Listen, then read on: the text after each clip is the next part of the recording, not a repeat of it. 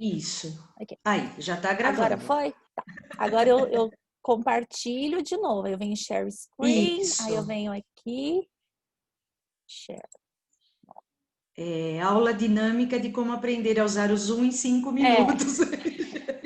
bom, então aqui, para quem, né, começou a gravar agora, então a apresentação é a poesia para criança, diálogos, né?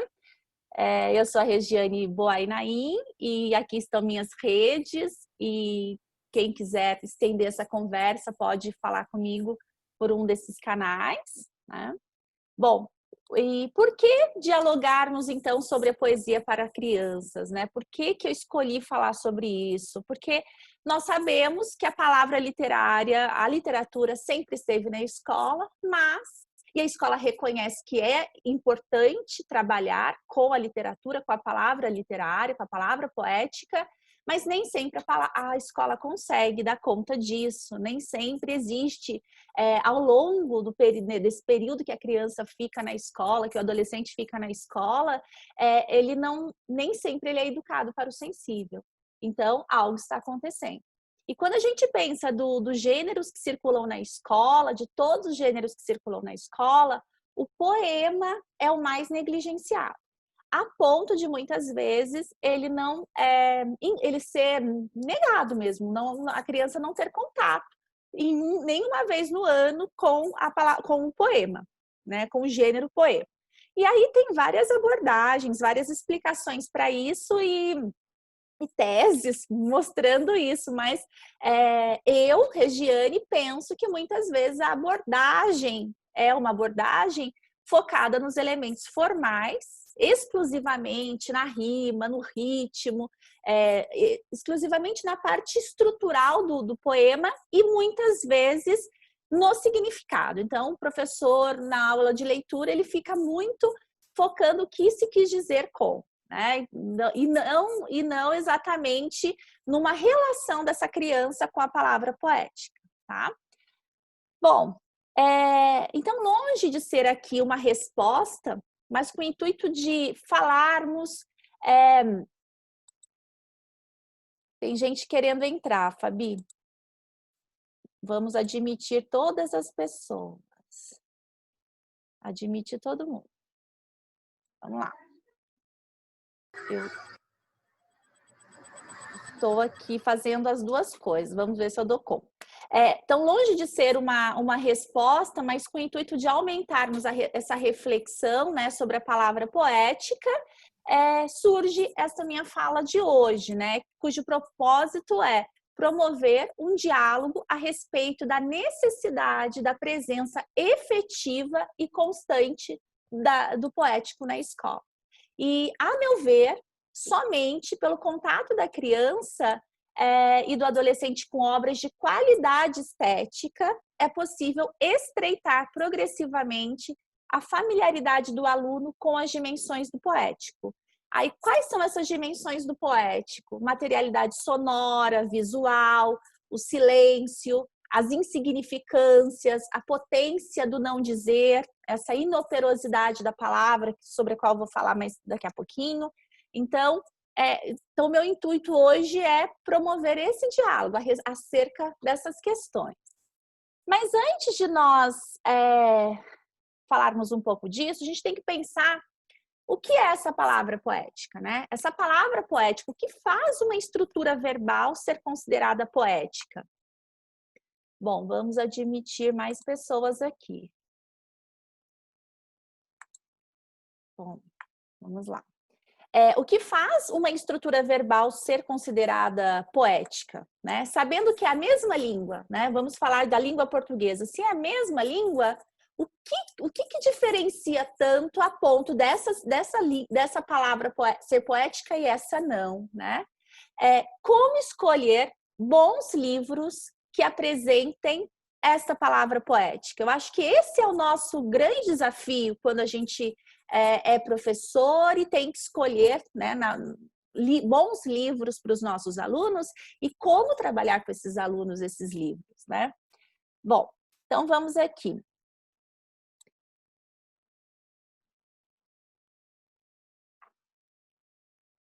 o que define a palavra poética? Bom, a premissa maior que define é que a linguagem poética se define como um desvio. Bom, então, a linguagem poética se define como um desvio. Mas um desvio em relação a quê? Se é a mesma língua, né, a mesma língua que eu uso para outras coisas, qual a diferença? Que desvio é esse, né? Bom, eu peço que vocês tenham um pouquinho de paciência nesse momento, porque é uma parte mais teórica, acho que são 5 slides mais teóricos, mas se eu não passar por eles, fica muito difícil eu pensar assim, meu pensamento, assim, sabe? Então, eu preciso. Bom, então, esse desvio é em relação à própria língua comunicacional. Então, a gente usa, vamos pensar na língua portuguesa, a gente usa a língua portuguesa e a gente vai desviar a própria língua para alcançar um efeito. Mas quem veio com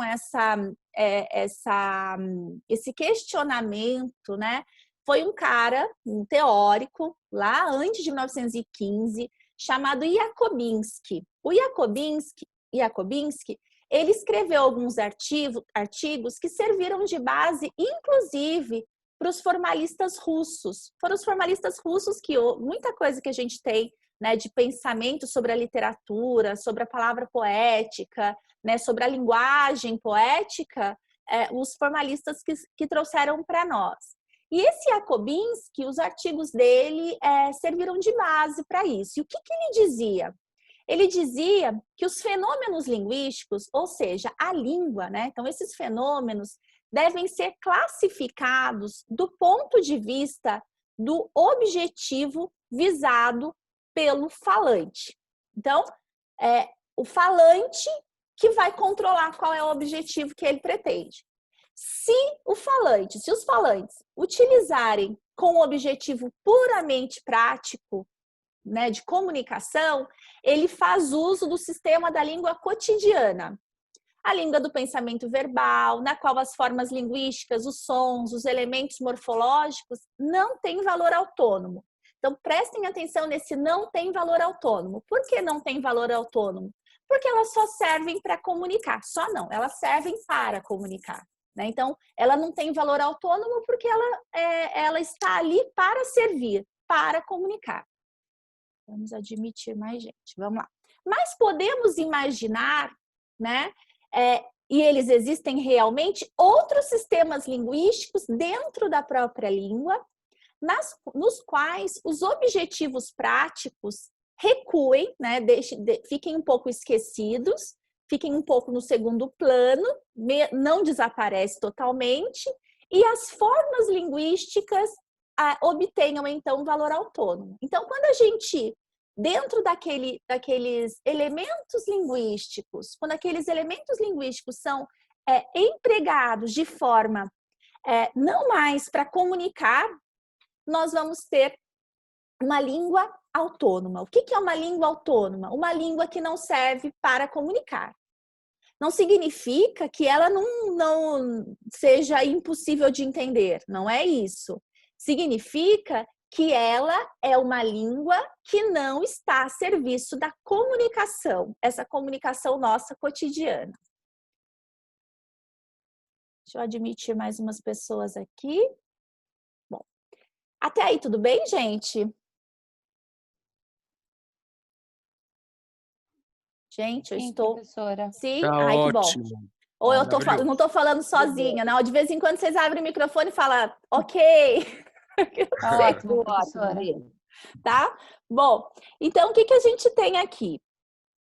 Até aí tudo bem essa questão do que vem a ser esse desvio e de onde que surge essa questão da língua cotidiana e da língua poética, que lá na escola, quando a gente vai estudar, ensinar para as criançadas, a gente ensina como linguagem figurada, linguagem real, linguagem figurada, né? Então, essa língua cotidiana e essa língua poética, né? É a mesma língua, mas é a intencionalidade que vai fazer a diferença aí.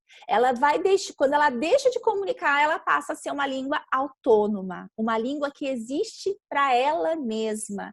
Então, repare que ela volta-se para ela, não é alguma coisa que está fora dela. Bom, então, eu fiz um resuminho aqui. Então, em resumo, a língua cotidiana é a língua comunicacional.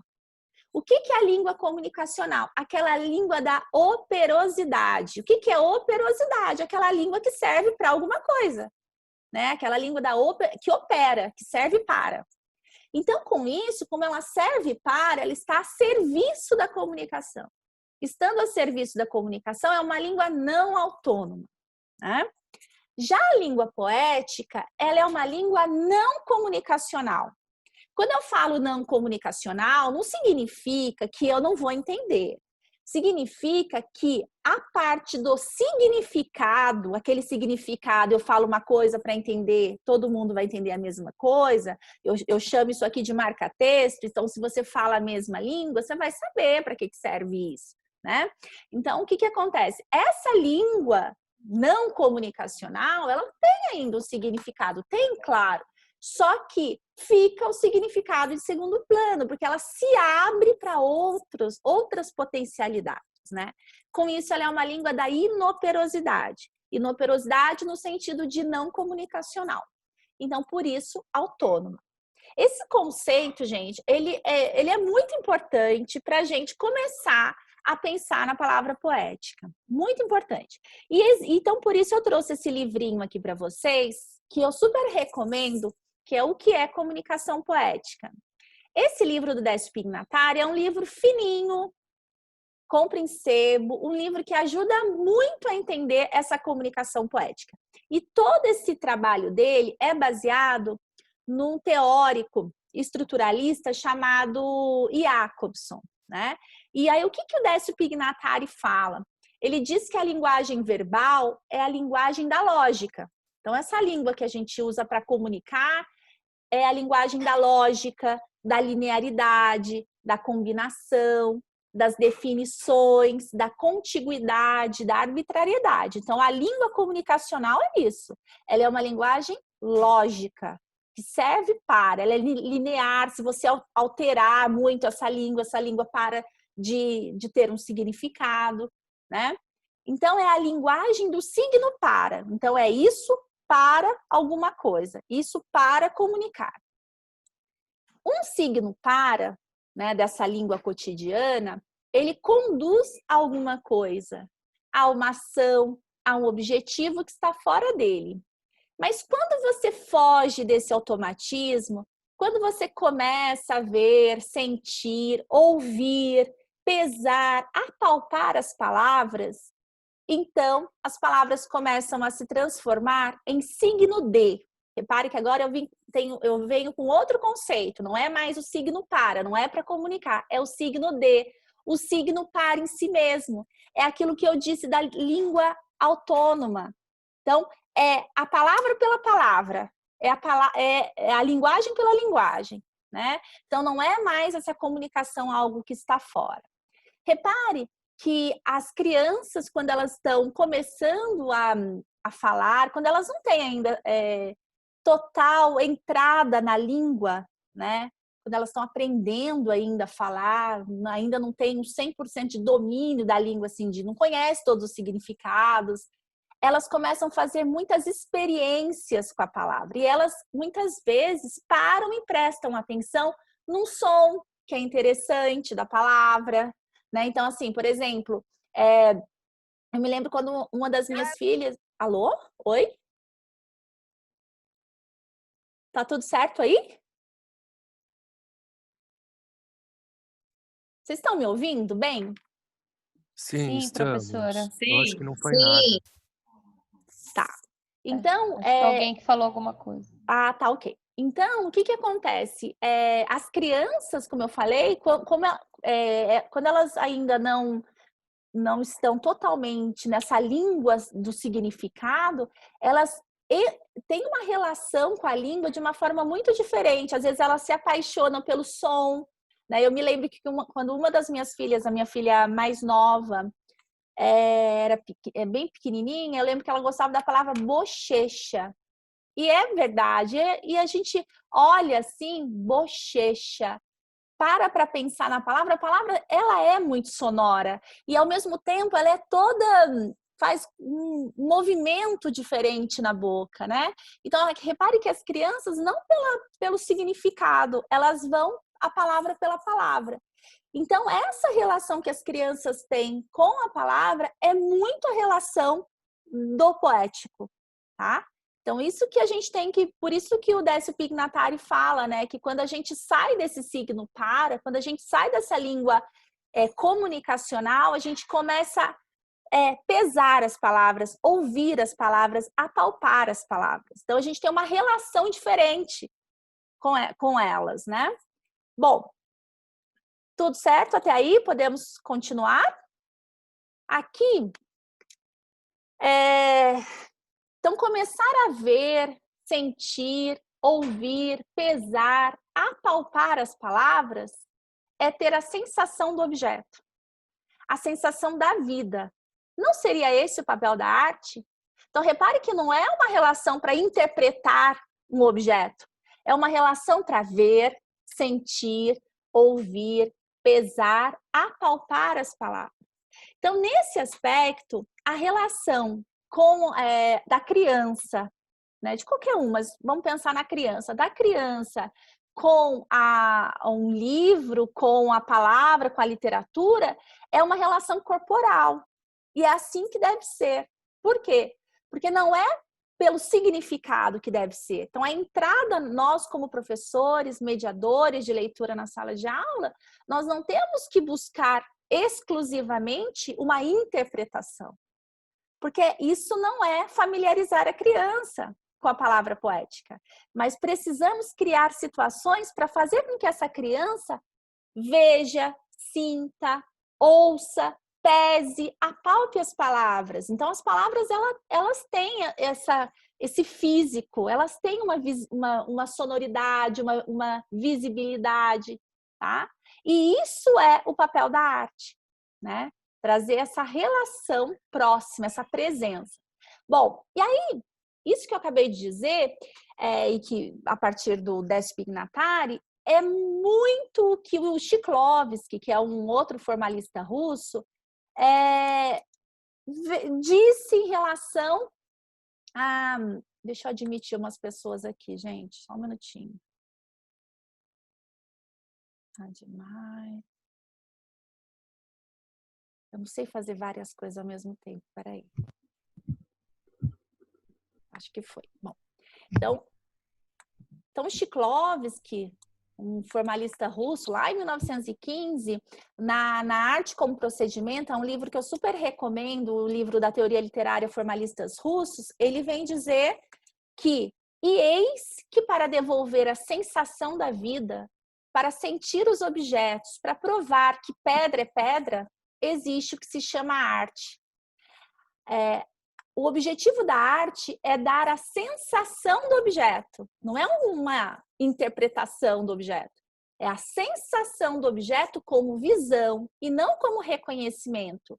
O procedimento da arte é o procedimento da singularização dos objetos e o procedimento que consiste em obscurecer a forma, aumentar a dificuldade e a duração da percepção. Então, você percebe a palavra, você percebe a poesia de uma forma corporal, né? Então, o ato da percepção em arte é um fim em si mesmo e deve ser prolongado. A arte é um meio de experimentar o devir do objeto. É para isso que existe a arte. Então, literatura é arte, poesia é arte, né? Então, por isso que eu falei que a nossa relação com a literatura na sala de aula, ela tem que ser uma relação de colocar essa criança mais tempo com obras de qualidade na sala de aula, né? E não ficar exclusivamente com interpretação. Não significa que eu sou contra a interpretação de texto, não é isso. É que a relação que eu tenho com uma palavra poética, por exemplo, com um poema, não pode ser a mesma relação que eu tenho com uma notícia de jornal. Então, a gente precisa criar procedimentos para a sala de aula para que tudo aconteça e que a gente dê conta de tudo, tá? Porque senão eu anulo essa relação de familiaridade que vai acontecendo da criança com a palavra poética, né?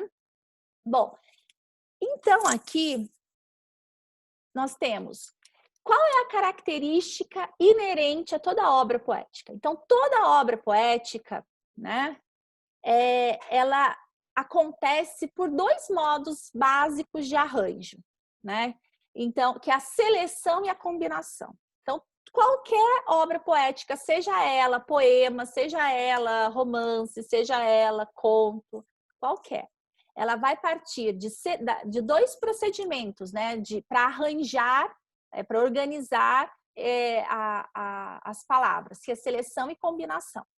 A seleção, ela é feita em base de equivalência. O que é equivalência? Semelhança. Eu vou, então, selecionar as palavras. Então, o artista, ele seleciona palavras na relação de semelhança com o objeto. Então, se eu vou falar de mar, não é o significado do mar, mas é o som do mar, as ondas do mar, a visualidade do mar, é a memória que eu tenho do mar. Então, assim, a palavra mar, ela materializa o ser mar. Por isso, essa relação de semelhança. Ao passo que a combinação é a construção da sequência se baseia na contiguidade. Então, no caso, essa sequência é uma relação de contiguidade, de vizinhança. A função poética projeta o princípio de equivalência, projeta o princípio da semelhança do eixo de seleção sobre o eixo da combinação. Então, o que mais vai ressaltar é o princípio da semelhança. Então, se eu falo do mar, eu não vou dar uma ideia do mar. Não é um mar do plano da consciência, é o mar como experiência. Então, se eu vou falar poemas sobre o mar, você tem as estrofes como se fosse uma onda. Se eu tenho a valsa, eu tenho uma dança ali na palavra, que é a materialização na própria linguagem. Por isso que é essa projeção do princípio da equivalência, do eixo de seleção, sobre o eixo de combinação. Isso aqui, gente, é o beabá da palavra poética. Isso aqui, por isso que eu tenho que passar por isso, tá? Bom, agora eu pensei o seguinte, tá, agora eu já sei desse basicão sobre a palavra poética. Quais são os critérios, então, para a escolha de livros? Bom, então, a partir disso, eu coloquei alguns elementos. Exploração sonora, exploração gráfica da palavra, potência da palavra na possibilidade do não dizer. Por que eu coloquei potência da palavra na possibilidade do não dizer? Porque nós já vimos que a linguagem poética, ela é uma linguagem da inoperância. Ela não é para comunicar. Então, ela diz não dizendo.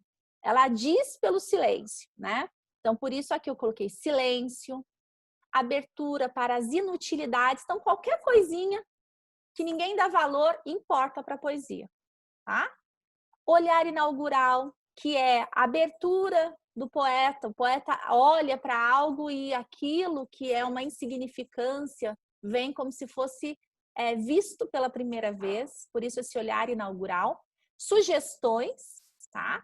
Sugestões, nada na poesia é algo assim fixo, é tudo muito leve, é uma sugestão, isso que se abre para um duplo, isso é isso e pode ser isso, sabe? Então são sugestões. Muitas vezes o lúdico, a brincadeira com a palavra. Bom, em resumo, obras que experimentem a linguagem, tá? Agora, eu vou mostrar para vocês algumas obras e como isso vai se dando nelas. Agora fica mais legal, agora fica mais divertido. Então, todo mundo que ficou até aqui, eu agradeço, que agora que vai ficar legal, tá bom? Posso continuar? Pode. Sim, professora. Bom, vamos lá. Exploração da sonoridade. Por que eu coloquei como primeiro tópico a exploração da sonoridade? Porque quando a criança é pequena, ela ainda não é alfabetizada, ela tá ali vivendo, tá ali com a mãe, tá ali com a família, tá ali no mundo, ela se abre para o som que as palavras têm, né? Então a relação que ela tem é de abertura corporal, os sentidos dela e no caso a audição. Então ela fica fazendo experiências com o próprio som e usando a palavra para ver se funciona. Então às vezes ela pega uma palavra que a mãe falou e ela coloca numa construção que não faz sentido algum e a gente ri. Então, quer dizer, ela desvia a lógica, mas ela desvia porque ela ainda está experimentando para entrar na língua de vez. Mas o poeta não. O poeta desvia para criar um efeito, um desvio, um estranhamento, tá? Eu trouxe para vocês aqui alguns livros que mostram a exploração da sonoridade. Um clássico que toda criança precisa conhecer é O Trem de Ferro, do Manuel Bandeira. Este é um livro ilustrado, um livro com ilustração. Na verdade, eu nem gosto dessas ilustrações. Eu acho que ela polui um pouco deste livro, mas o que importa é o poema aqui. Então, se você não tem o livro, é só baixar, só pegar o texto, o poema e ler para essa criança. Por que é interessante o Trem de Ferro do Manuel Bandeira? Porque ali você tem o trem em movimento pela linguagem. Então, você já coloca a criança nessa relação de perceber como que pode fazer um trem andar só por palavras. Como que pode fazer um trem se movimentar com palavras. E ela vai percebendo isso de uma forma muito leve. Então, repare que a seleção que o Manuel Bandeira faz no Trem de Ferro é assim. Eu não coloquei aqui o poema, provavelmente vocês todos conhecem. É assim: café com pão, café com pão, café com pão. Vixe Maria, que foi isso, maquinista? Agora sim, café com pão. Agora sim, voa fumaça, corre seca. Ai, seu foguista, bota fogo na fornalha que eu preciso. Muita força, muita força, muita força. E assim vai o poema, não lembro o resto. O que acontece? Se a pessoa for um bom leitor, um bom mediador, ela vai fazer isso perfeitamente. É muito difícil, eu não consigo fazer direito. Mas é só tentar. E aí, a criança também entra nesse esquema. Então, repare que a escolha café com pão, café com pão, café com pão é o começo do trem, pegando na engrenagem ali, né? Então, a escolha de café com pão, qualquer outra palavra que eu colocasse ali, substituísse, não daria o efeito. Por isso que eu falei que um critério é a seleção. Né? Então, as palavras escolhidas são para criar efeitos. Né? Então, café com pão. Se eu colocasse leite com bolacha, café com bolacha, não dá mais o efeito, porque eu precisava dessa tônica, café, e precisava dessa nasal, café com pão, café com pão, café com pão, para dar isso, né? Para dar esse efeito do movimento. E depois eu precisei de uma literação para dar o apito, né? Então, vixe Maria, que foi isso, maquinista? Então, esse I, essa literação, esse excesso desculpa, essa assonância, né, que é o I. Então, vai dar um efeito de apito, né? O I. Então, aí nós temos esse excesso de Is, né? Um I tônico, né? Então, o que acontece? O apito acontece. E depois, bota fogo na fornalha que eu preciso, muita força, quer dizer, o trem foi. Então, esse daqui é um exemplo clássico que mostra essa exploração da sonoridade, que a criança precisa ter acesso, né? Um outro livro que eu super recomendo é esse Cada Bicho com Seu Capricho. Esse último aqui, Cantilena Soprada, eu gostaria de ler para vocês depois, se der tempo, tá? Então me lembrem disso. Aí eu vou parar de projetar e vou ler. E o Cada Bicho eu coloquei aqui. Mas antes de eu mostrar o Cada Bicho, tem esses outros. Esse é um clássico, Poemas para Brincar. Bichos Poéticos, que eu também quero mostrar para vocês, vem nessa caixinha. E A Terra do Lá, é um livrinho também. Não é um livro de poema, é um livro que tem a palavra poética, tá? Mas que eu super recomendo.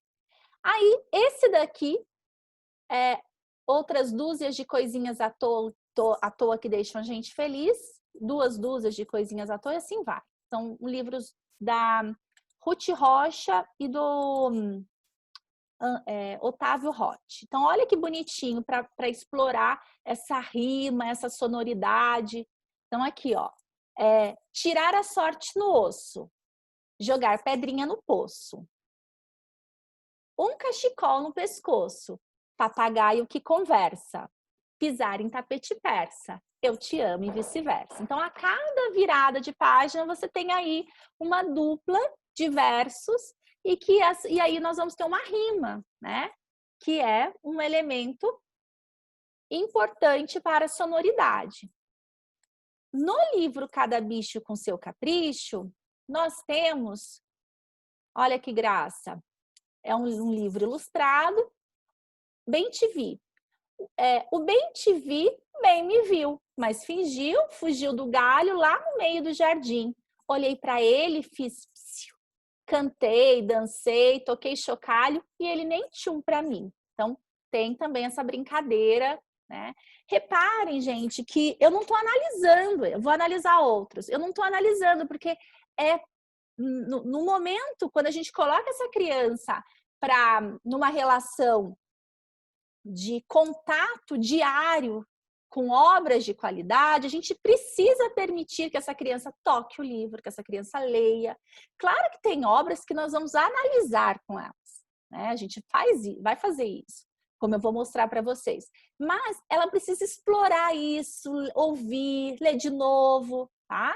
Então, por isso que eu falei que não é só ficar fazendo exercícios de interpretação, porque uma coisa vai ficar maçante, fica chata e o efeito, muitas vezes, não é afastar a criança da literatura, em vez de o contrário. Então, era uma vez um tatu muito bom de escavação. Cavou tanto que um dia viu com espanto. Já estava no Japão. Então, de novo, rima. Bom, agora eu vou fazer vou passar para a exploração gráfica. Nessa exploração gráfica, esse livro ele tem um trabalho incrível, porque ele não é somente poesia verbal, não é somente escrito, ele é uma poesia também visual, tá? Deixa eu ver se tem alguém que tem que entrar aqui.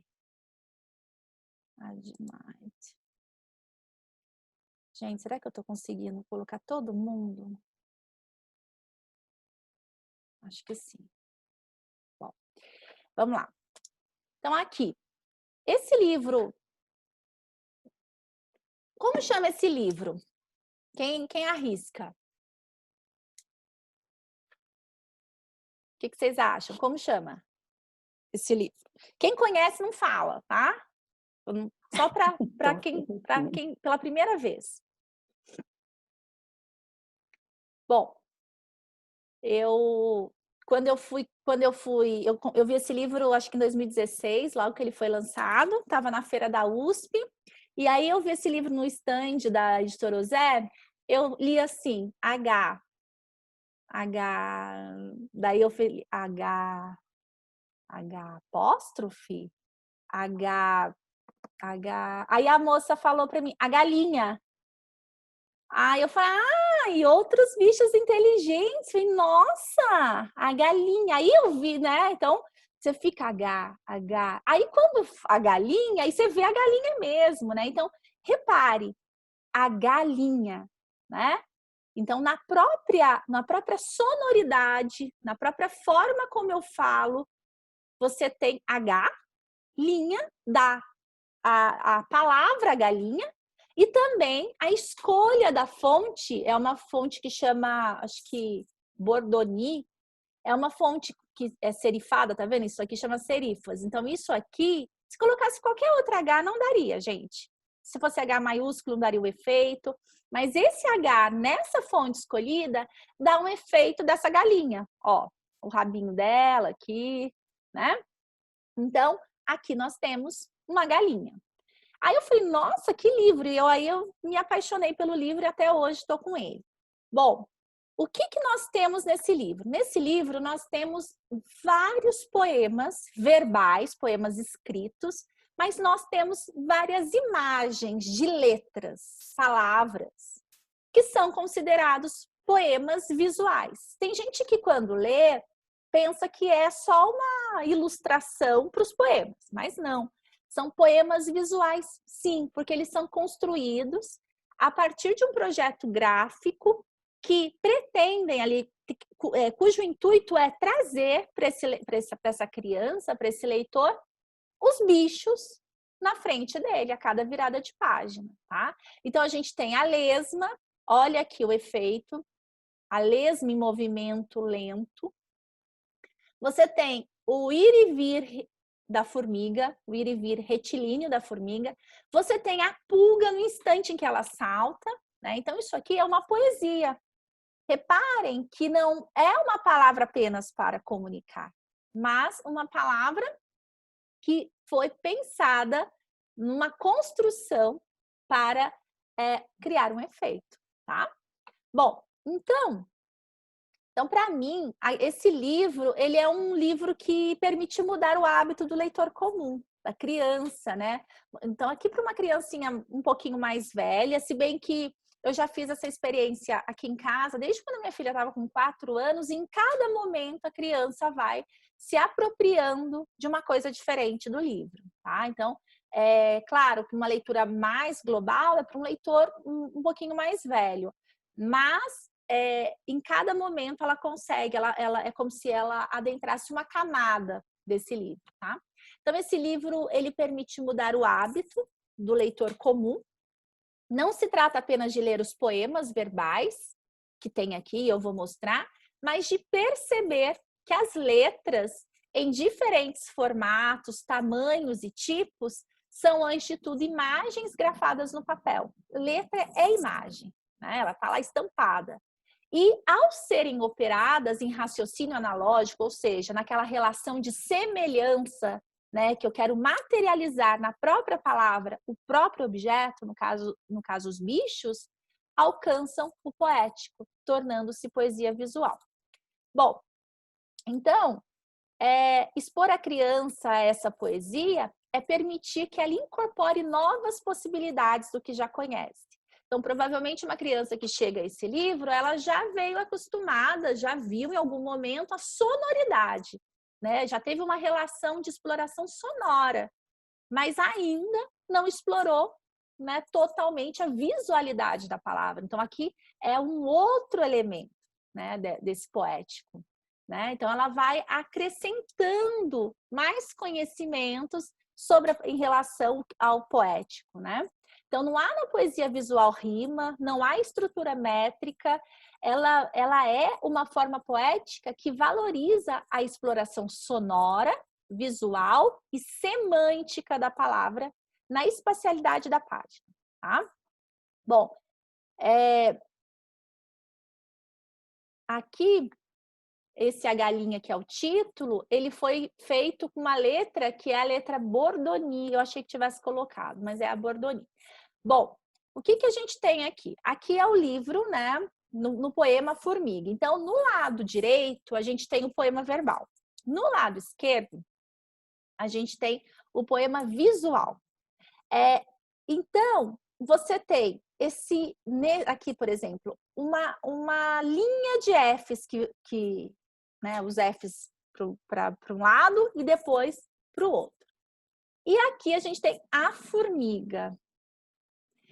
Quando a gente vai ler esse poema Formiga, é como se a gente flagrasse a formiga no instante em que ela está no seu pleno trabalho, tá?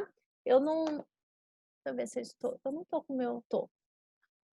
Vou ler para vocês rapidinho, porque eu não vou enxergar aqui o poema Formiga, mas ele é assim, ó. A formiga. Era uma vez uma formiga que não tinha nenhuma amiga. Ela só trabalhava, sem saber muito bem onde estudava. Ia de lá para cá, de cá para lá, enchia o formigueiro de comida. Não tinha tempo para tomar chá, nem mesmo com a família querida. Até que um dia, uma cigarra, boa de papo, bem maneira, levou a amiga para farra para dançar numa gafieira. E dançaram a noite toda, bolero, samba e rock and roll.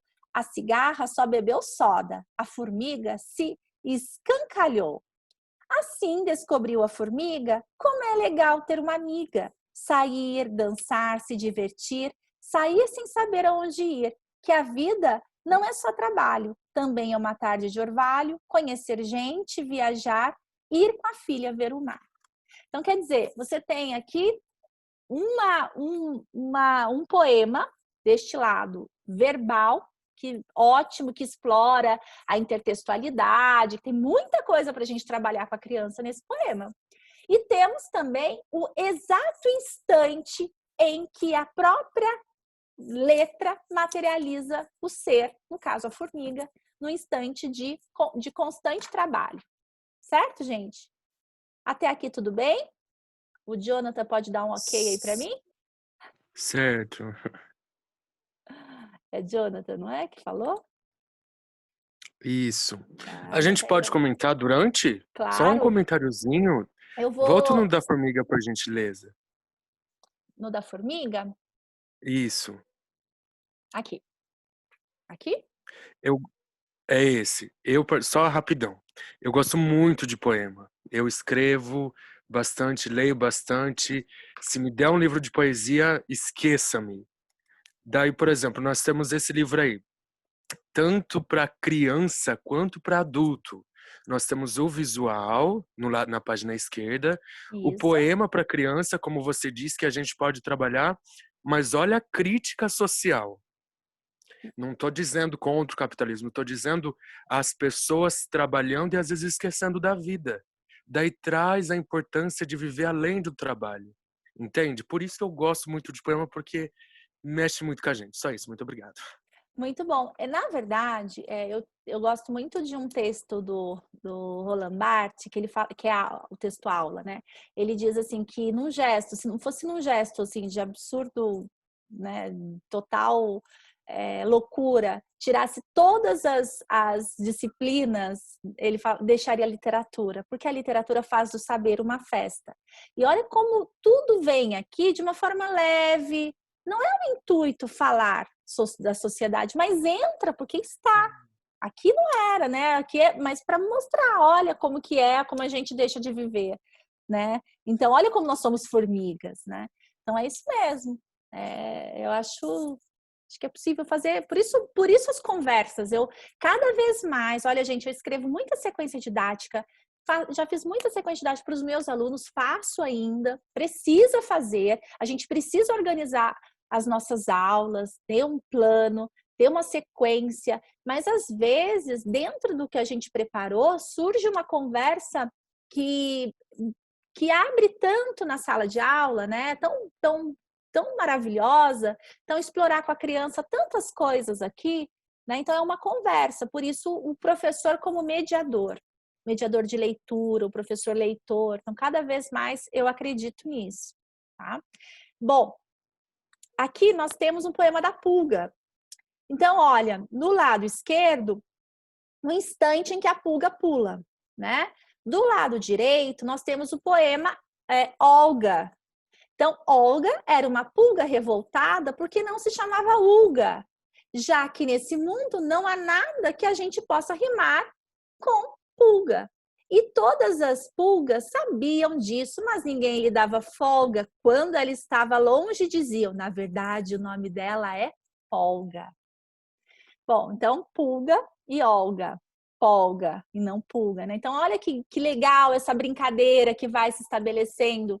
Uga, né? Pulga, Olga, polga, né? Então, a criança vai brincando com essa sonoridade. Aqui, lesma, né? Então, olha ao triplicar, né, essa tipografia, nós temos o movimento, esse instante em que isso acontece, né? Bom, então já aqui, né, eu só vou mostrar isso para a gente ir para o próximo. E como é que a gente está de tempo, Fabi?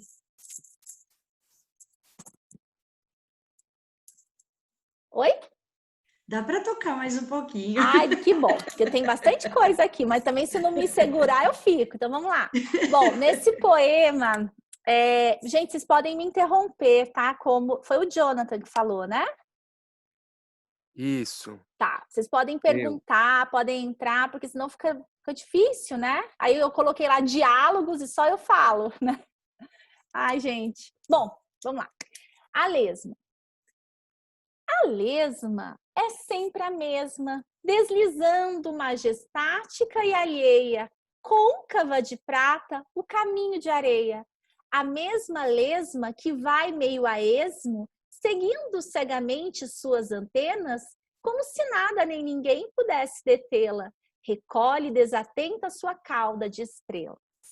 Então, olha, reparem, não é focando no significado, mas é o que a gente escuta, né? Olha a quantidade de sibilantes.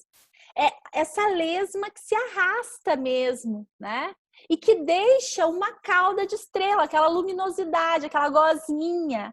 Então, por isso que eu falo que a poesia, ela se abre para coisas pequenas. Então, repare, o olhar do poeta para essa marquinha que a lesma deixa, e isso vira poesia, né? Então, eu acho interessante também as escolhas aqui. Ele coloca a lesma, aí ele coloca no outro verso. Ele não coloca a lesma é sempre a mesma.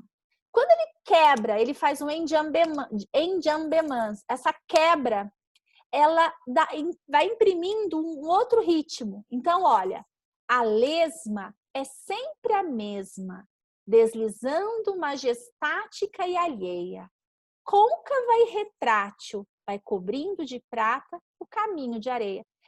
Ele, ao quebrar esses versos, né, usar esses enjambemans, colocando versos curtos, materializa aqui no corpo do texto essa lesma, que não é rápida, que não anda, ela vai deslizando lentamente, né? Então, essa lentidão da lesma é materializada tanto lá naquela imagem, aquela poesia visual, naquele instante, né, em que a lesma aparece para o leitor, mas também aqui. Só que aqui o procedimento é usar versos curtos, enjambemans, para cortar esse fluxo rápido, para mostrar a lesma sendo lesma, a lesma lesmando. Então, isso aí quando eu falei que a linguagem poética é essa linguagem da semelhança. É como se o próprio poema se arrastasse como uma lesma, né? Então, aliado a isso, o uso dos S's, né? Palavras com S's, com sibilantes, marcado pelas palavras em SC, ajudam a compor essa lentidão de um ser de linguagem que se arrasta. Então, ó, a mesma lesma que vai meio a esmo, seguindo cegamente suas antenas, como se nada nem ninguém pudesse detê-la, recolhe desatenta sua cauda de estrelas. Então, a gente tem isso, né? Então, a gente percebe que é uma poesia visual e é uma poesia verbal, né? Bom, agora eu vou para um livro que eu acho incrível, inclusive, quem me viu falando desse livro na mostra de pesquisa, às vezes acontece de alguém, da mostra não, no Congresso Internacional da PUC, eu falei desse mesmo livro. Então, me desculpe se eu vou ser repetitiva, mas é que faz pouco tempo que eu falei sobre ele e eu achei que seria interessante trazer para vocês. Então, quem assistiu o Congresso, me viu, vai ver de novo, tá? Mas eu acho que vale a pena ver, porque é um livro incrível. Bom, este livro é um livro premiado, um livro chamado Chão de Peixes, da Lúcia Iratsuka. E é um livro que, dentre aqueles elementos do poético que eu falei para vocês aqui, eu posso colocar o silêncio, a abertura para as inutilidades, o olhar inaugural, as sugestões, a potência da palavra. Então, são vários elementos que entram em uma obra só, né? Porque esses elementos, eles não aparecem sozinhos, né? Então, eu acho que é um livro de muita qualidade. Tanto é que ele é premiadíssimo, tanto é que a Lúcia... Bom, eu sou suspeita, esse livro é maravilhoso. Bom, Chão de Peixes Deixa eu só ver se ninguém está querendo entrar aqui. Não. Chão de Peixes é uma obra que dá ao leitor a sensação da presença viva do mundo, no instante. Sabe aquele momento em que a gente olha e não está olhando para nada, a gente não está pensando em nada, é só um instante mesmo de perceber algo, perceber uma formiga, perceber uma lesma, perceber a vida, aquele instante muito fugaz que você de fato percebe a vida. Então, Chão de Peixes é esse exemplo de obra. Então, a Lúcia, tem mais uma moça aqui que quer entrar, peraí. A Lúcia, ela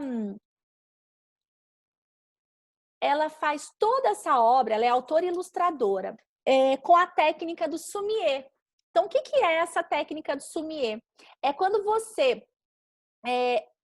É uma pintura japonesa, né, que é feito a partir de fuligem, parece que é pêssego, caroço de pêssego queimado e água.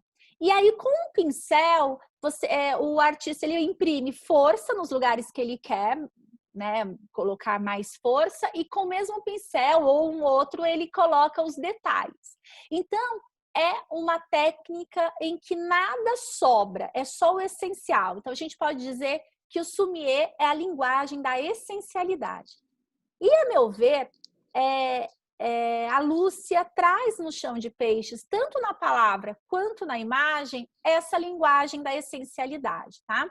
Porque com o pincel macio aqui, né, ela opera aqui nessas pinceladas com claro e escuro. Repare que poucas vezes tem cor só num detalhe ou outro, né? Com a força e com a delicadeza, com o ocultamento e com a revelação. O livro todo é branco, então assim, a sensação que eu tenho é que ela opera, ela diz não dizendo, tá? Bom, aqui nós temos deixa eu colocar para cá, um instante em que o sapo, estão vendo aqui, olha, nesse mergulhar, parece que ele até sai da página aqui, ó. Então, olha que essa delicadeza, tudo feito com essa tinta, né? Então, o sommelier, ele faz o silêncio da página. Então, o silêncio da página é essa página em branco. Um livro branco, ele não é branco, porque, vamos colocar branco. Ele tem um porquê, ele tem uma razão de ser. Então, a gente chama, assim, por exemplo, que eu falo, existe na história, né? Foi estudar um pouco o livro ilustrado, a gente sabe que a página em branco, ela diz. Nesse silêncio, ela diz, né? Então, ele é um espaço para revelar o ser. Tá? Então, olha esse branco todo, e aí com essa técnica, né? Com o sommelier, ela tem esse sapinho, essa pererequinha, nesse mergulhar. Professora. Oi. Licença. Eu gosto bastante de arte, né? Quem sabe e me conhece sabe que eu gosto bastante. E eles inventaram um pincel agora que é exatamente para fazer esse tipo de arte. Olha, você coloca um pouquinho de água dentro dele, ele vem 3 pontas.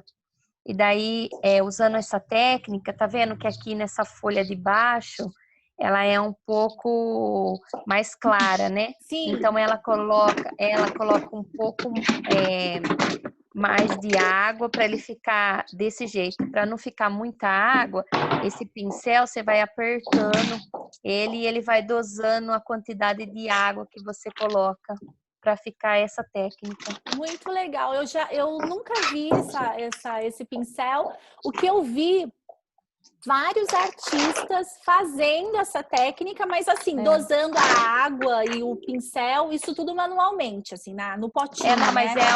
Mas é um pincel novo agora, saiu agora. Olha, mas que interessante. E eu acho bonito justamente esse aquoso que dá esse efeito legal, né? Olha que maravilha aqui, né? Essas gotinhas, né? Essas ondas que fazem com esse sapo que pula. Muito bom. Bom, aqui é a mesma coisa. Extenso chão verde. Não enxergo, gente. Nossa Senhora, cada vez enxergando menos. Um dia eu fui no oftalmo, falei pro oftalmo, ele falou assim pra mim, mas tem que ler menos. Eu falei, ai, como que se lê menos? Bom, vamos lá.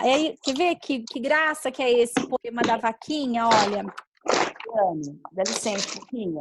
Tem como você mutar o microfone, porque está atrapalhando o som de alguém. Como é que faz isso, Meire? Você acha que você é anfitriã agora, né? Você consegue mutar, não consegue? Acho que tem. Deixa eu dar uma Vai olhadinha. na lista de participantes, Tá. vê quem está aberto e clica no microfoninho na frente do nome. Isso mesmo, já... Jana. Tá.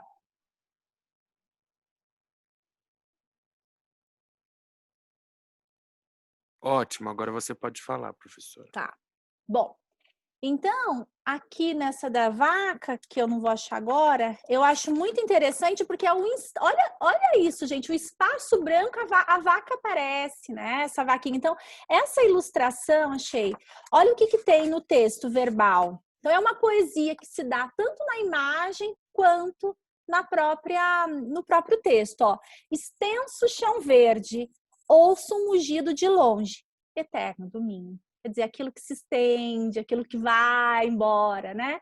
Então, a Lúcia, ela faz isso de uma forma linda. Aqui, a mesma coisa com caracol. Pé de couve, caminho de caracol. Gente, alguém enxerga aí para ler? Aqui. Pé de couve, caminho do caracol, cintila sossego.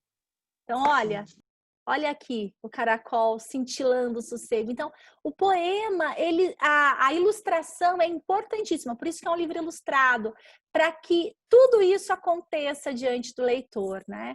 Então, parece que ela opera dizendo tão pouco, né? Olha, tão pouco e diz tudo, né? Aí nós temos esse poema que é um dos meus preferidos, que é um grilo num capim. Olha o grilo, olha a delicadeza. Verde. O grilo salta, leve, que nem atleta, esconde-se entre verde. O capim continua a sua longa reverência. Quer dizer, naquele instante em que o peso do grilo baixou, deu uma derrubadinha no capim, então aquilo virou o capim continua a sua longa reverência. Então, reparem que esse olhar inaugural, esse olhar para as coisas inúteis, é daí que surge a poesia, né? Bom, o que eu tenho aqui? Então, há um casamento, nessa forma de ser do haikai, tudo isso da Lúcia é inspirado no haikai, não é um haikai propriamente dito, né, que é uma poesia japonesa, porque o haikai ele tem 3 versos, ele tem uma estrutura fixa, né? Com 5, 7, 5 sílabas poéticas. Então, ela não faz isso em todos os poemas, ela não segue essa técnica. Mas a inspiração, esse desejo pelo natural, né, a poesia japonesa, ela tem essa abertura de olhar o mundo, né, essas coisas que ninguém percebe. Né? Então, há esse casamento da forma de ser do haikai, que é uma forma que diz pelo não dizer, diz pelo silêncio, e a técnica da ilustração, que é o sumiê, que faz do silêncio da página em branco espaço para mostrar a silhueta caligrafada pelo pincel. Então, a gente vai ver então, a vaca, a gente vai vendo tudo naquela página em branco. É dessa conciliação da linguagem verbal e visual que surge, que emerge a cena viva, o exato momento em que o mundo passa a existir. E tudo se dá pela percepção. Um livro desse, gente, não é um livro para você fazer perguntas de interpretação de texto. É para você ler, explorar com a criança. Porque se você fica só interpretando, você mata o livro. Tá? Você perde essa presença. Então, chão de peixes. Risco, chão de terra batida, o corpo alongado, os olhos, as nadadeiras, mais riscos e rabiscos mil. O corpo, as escamas, as nadadeiras e o meu quintal vira mar. Então, olha a fluidez desses peixes, né? Então, não é mais um rabisco, passa a ser o mar. Então, a palavra poética, ela instaura o ser. Eu gosto muito desse poema porque aqui, né, não é mais o desenho do peixe, é o mar em si. naquele chão rabiscado de peixes, né? E aí nós temos som das ondas, passos apressados, palco de areia. O Ciris em cena. Então, aquele instante em que o Siri olha a água, o azul da praia, chegando na areia, e o Ciris ali. Aqui, formigas, olha. E olha na própria palavra dia de festa, pai, mãe, avô, avó, irmão, tio, primo. Então, quer dizer, a perder de vista o caminho da própria formiga, na própria linguagem. Então, isso que é materializar o ser na própria linguagem, tá? Bom, então nesse silêncio branco da página, gente, há traços de tinta na palavra e na ilustração que caligrafam o instante em que o mundo passou a ser percebido pelo eu lírico. Então, os poemas de Lúcia sequestram o leitor por instantes e propõem-lhe a experiência de olhar o mundo e entrar em comunhão com ele. Bom, eu acho, gente, que esses procedimentos que eu mostrei para vocês aqui, eu acho que, pelo menos, eu acho que já deu para já deu uma ideia assim do que é esse trabalho com a poesia, né, na escola, e como que nem sempre ficar buscando a interpretação é a melhor forma, tá? Não sou contra a interpretação, mas eu acho que a gente precisa de mais contato dessas crianças com o livro em si. Eu vou parar de compartilhar aqui. Muito obrigada pela atenção, mas ainda fiquem aí que eu vou mostrar uma coisa, por favor. E você tem que ler aquele livro, né? Ah, vou ler. Agora eu tô me vendo aqui sem a... Eu parei de compartilhar? Parei, né? Tá. Bom, então, com isso que eu mostrei para vocês, eu acho que deu para dar uma ideia do que é essa palavra poética, de a importância, a necessidade de nós colocarmos esse tipo de trabalho para as crianças, para que elas tenham a sensação, né? A arte é para isso, para dar a sensação da vida, né? Então, repare naquele caramujo, naquele siri, é como se a coisa tivesse ali, né? Aquela água que entra pela página. Bom, eu quero mostrar para vocês, deixe-me ver aqui. Assim vocês veem? Dá para ver bem? Sim. Sim. Esse livro, gente, é um livro que chama Cantilena Assoprada para crianças de fôlego curto. É difícil quem conhece esse livro. Esses dias eu fui fazer uma live com uma amiga, tem um Instagram super famoso, e assim, ela fez uma enquete, poucas pessoas conhecem, e é um livro que eu acho primoroso para a gente trabalhar com crianças pequenas. Ele é assim, eu vou ler rapidinho para vocês. Ele é assim: sopra o vento lá no mato.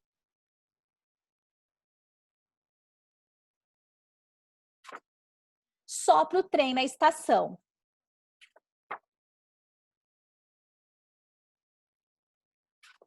Sopra também seu Donato quando toca uma canção. Agora eu vou ler o restante sem mostrar as imagens para não perder a fluidez do texto. Sopra o frio na montanha, não sei não mostrar, e a brisa na banana. Sopra forte em erupção a grande boca do vulcão. Para o cachorro, sopra o gato.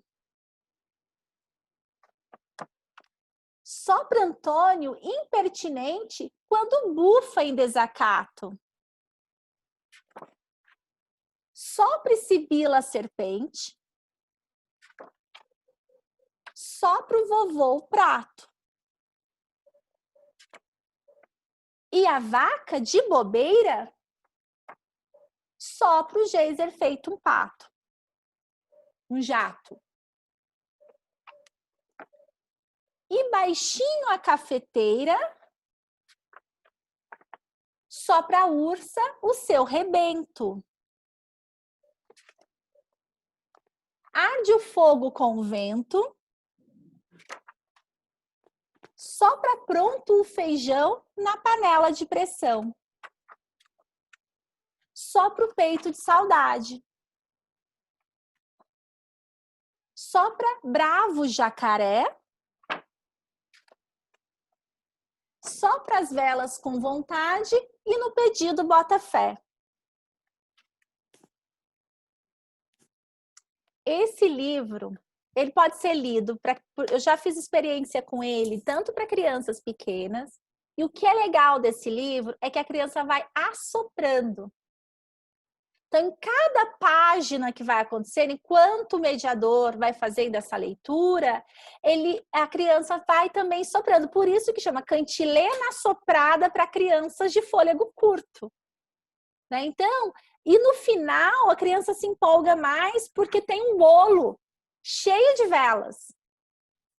E olha, as velinhas estão todas para cá. Então, a criança ela vai também assoprando. Então, existe um convite aí, uma relação de que essa criança vai, né, sendo convidada a isso. Não está escrito, mas é um livro, gente, que quem tem vai ter que ler muitas vezes. Quando eu levo esse livro para pastoral, nossa, é aquele. Então, agora não tem mais pastoral, infelizmente, mas era um livro campeão. As crianças adoram. E é um livro que trabalha muito essa sonoridade que eu falei, né? Um outro livro que eu super recomendo é esse livrinho aqui. Eu percebi também... Oi? Desculpa Imagina, pode atrapalhar. falar. Eu percebi também que ele começa com a frase pequenininha e no final tem uma frase maior para a criança ir já... Aumentando isso. E tem uma questão também, você é?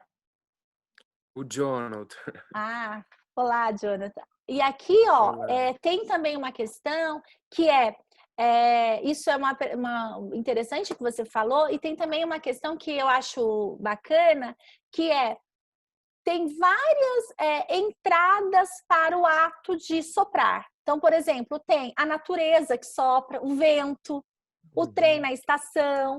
Aí tem também a questão de mais cotidiana, da panela de pressão que sopra no fogão.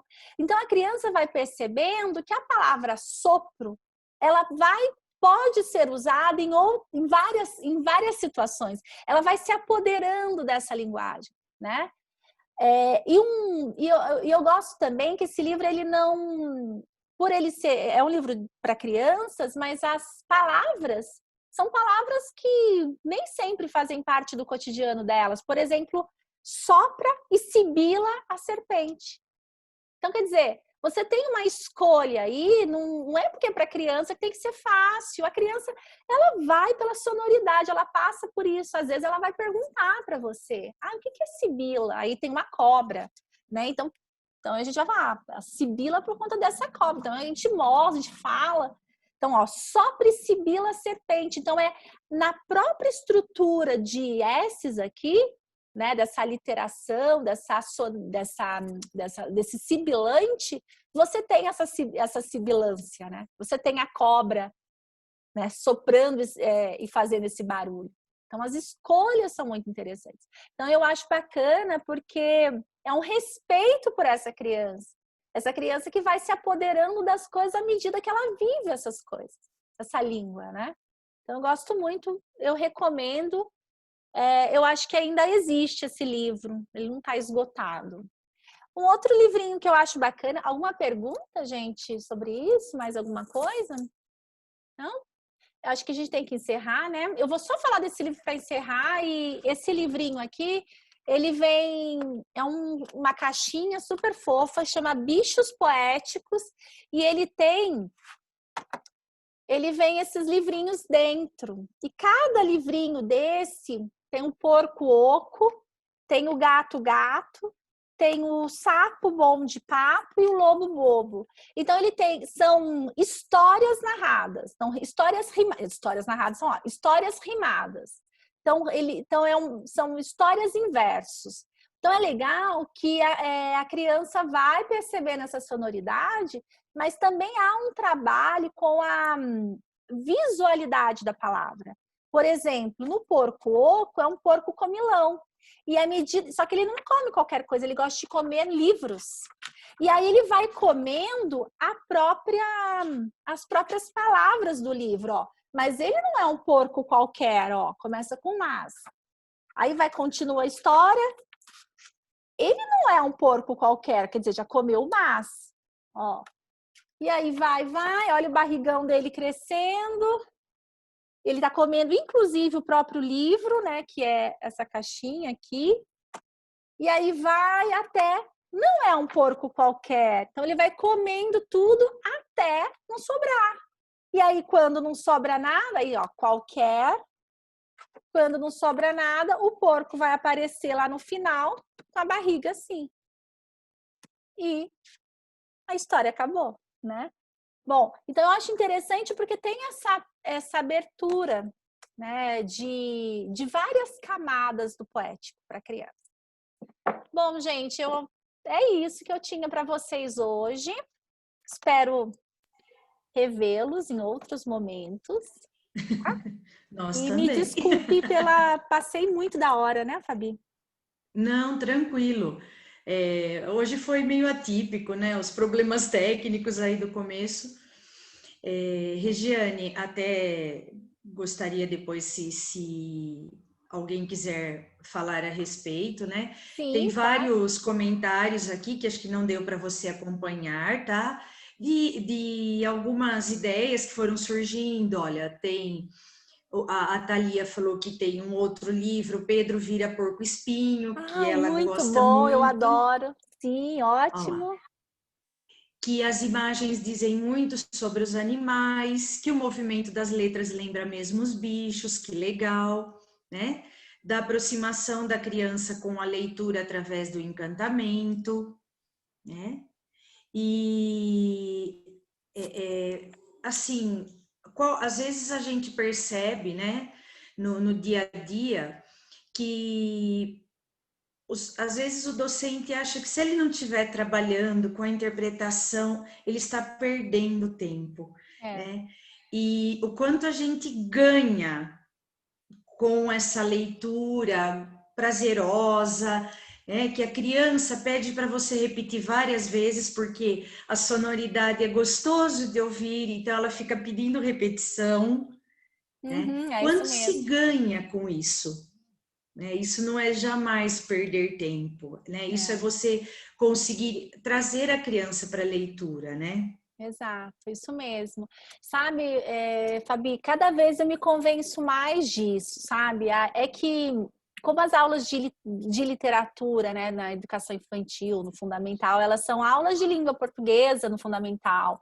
E aí a gente tem Sim. tantas frentes para dar conta, muitas vezes a gente fica envolto com tantas outras coisas que a aula da leitura literária ela é muito corrida e a gente acaba aproveitando ela para fazer um monte de outra coisa.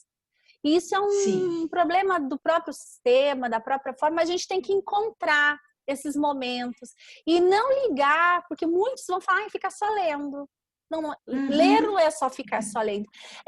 Quantas vezes eu fui para minha sala de aula com a minha sequência didática, inclusive entrego para os meus alunos, e eles perguntam assim, a gente não vai responder, perguntavam, né, quando eu dava aula, a gente não vai responder essa agora, não. Agora a gente vai ler e conversar sobre. E conversar sobre significa passar por todos os elementos que estariam numa pergunta, que estariam lá na sua pergunta de interpretação. Mas você vai falando de uma forma, sabe? E aí você vai percebendo que como essas crianças têm repertório para conversar, mesmo ela tendo 2, 3, 4 anos de idade. Então, eu acho que cada vez mais nós precisamos conhecer mais. Então, o professor tem que ser leitor. E esse amor pelo livro, esse amor, sabe, esse conhecimento que se tem sobre o livro, ele é importante. Não dá para pegar o livro ali e ler ali. Você tem que saber do que você está lendo, de como você vai mediar, né?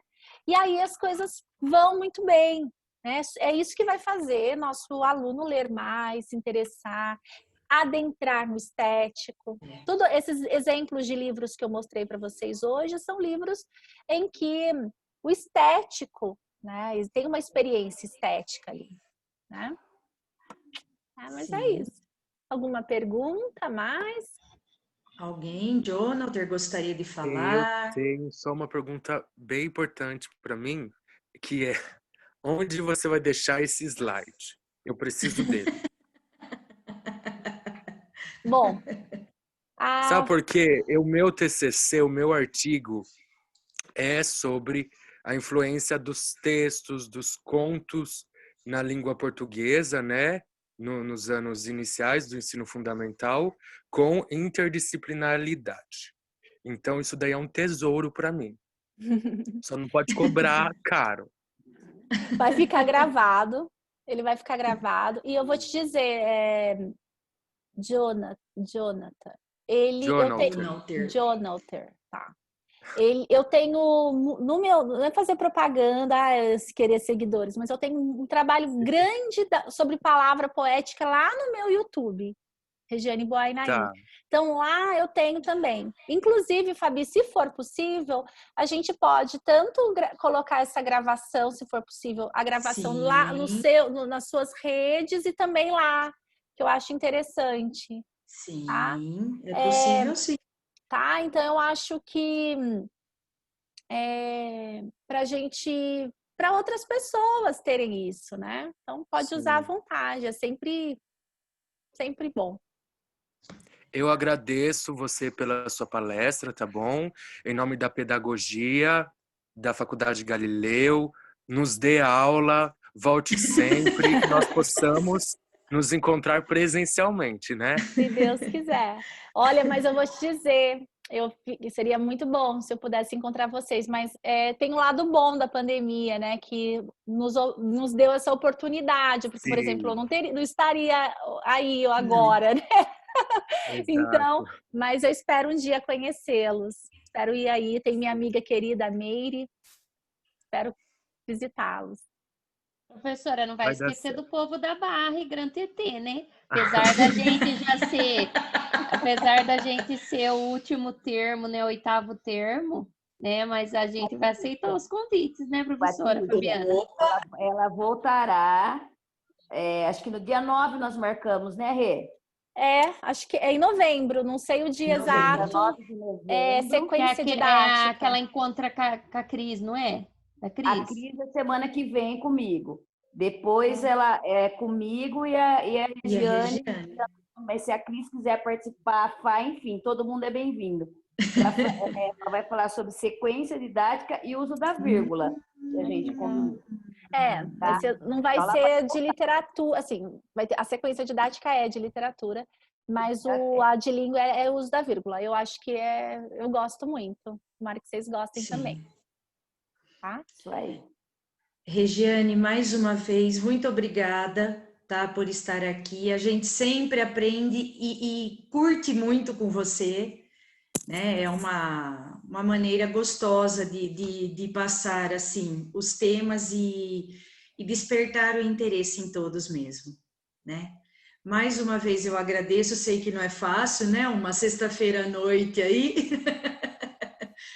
Mas muito obrigada pela parceria de sempre. Né? Eu que agradeço. Sempre conosco, tá? Eu agradeço muito vocês. Tá, gente? Muito obrigada e olha, continuemos as nossas conversas pelas minhas redes, tá? Às vezes demoro para responder, mas eu respondo, tá? Porque a vida tá um pouco puxada nesses tempos. Eu respondo.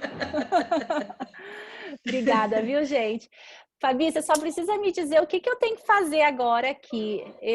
Agora, você só vai dar o final aí, fechando, você vai ver que já vai salvar automático. Quando eu colocar o end aqui, ele já vai salvar. Ele vai fazer, já vai salvar automático. Aí eu vou pedir ajuda para os universitários, como é que você vai me mandar isso para eu transformar num link? Tá ótimo, tá certo. Tá? Eu vou pedir ajuda para o Rômulo e já te falo. Tá, mas aí eu saio, então, eu fecho aqui? E já vai salvar automático. Tá, você vai então ver que vai virar um linkzinho do Zoom.